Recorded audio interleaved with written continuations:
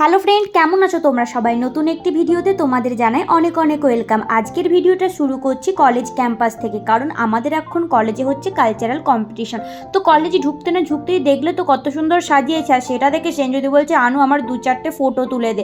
তো দেখো, তারপর ওর ফটো তুলতে তুলতে কিন্তু আমাদের দেরি হয়ে গিয়েছিল। তারপরে দেখো আমরা যখন ঢুকি তখন দেখলাম একদম ডান্স কম্পিটিশন শুরুও হয়ে গিয়েছে।